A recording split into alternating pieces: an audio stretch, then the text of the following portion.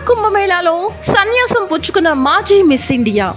ఇక 144 ఏళ్లకోసారి వచ్చే మహాకుంభమేళాకు బాలీవుడ్ బ్యూటీలు క్యూ కడుతున్నారు. ఎందుకంటారా? గ్లామర్ ప్రపంచానికి గుడ్ బై చెప్పి ఆధ్యాత్మిక బాట పట్టడానికి. అవును, మీరు వింటుంది నిజమే. ఇటీవల అలనాటి అందాల నటి మమతా కులకర్ణి సన్యాసం తీసుకోగా తాజాగా మరో బాలీవుడ్ నటి మాజీ మిస్ ఇండియా ఇషికా తనేజా కూడా అదే మార్గాన్ని ఎంచుకుంది. మహాకుంభలో పవిత్ర జలాల్లో స్నానం చేసి సన్యాసం పుచ్చుకుంది. ఇక ఆధ్యాత్మిక మార్గాన్ని ఎంచుకున్న ఈ మాజీ మిస్ ఇండియా పొట్టి దుస్తుల్లో మహిళలు డాన్స్ చేయకూడదని బోధించింది.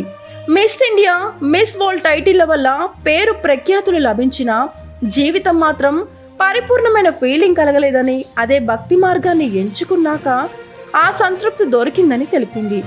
నేను గర్వించదగ్గ సనాతనిని, ఇకపై సన్యాసిగానే నా జీవితం. మహాకుంభలో దైవిక శక్తులు ఉన్నాయి. నా జీవితంలో అతిపెద్ద విజయం ద్వారకా శారదా పీఠానికి చెందిన శంకరాచార్య స్వామి సదానంద సరస్వతిజీ మహారాజు నుండి దీక్ష పొందడమని ఇషికా తనేజా భక్తి ఉపన్యాసం ఇచ్చింది.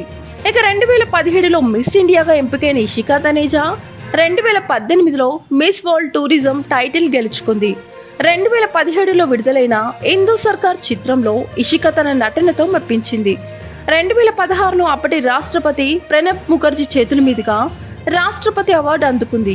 2014లో 60 మోడళ్లపై 60 నిమిషాల్లో 60 పూర్తి ఎయిర్ బ్రష్ మేకప్లు పూర్తి చేసి గిన్నిస్ వరల్డ్ రికార్డ్ కొట్టేసింది.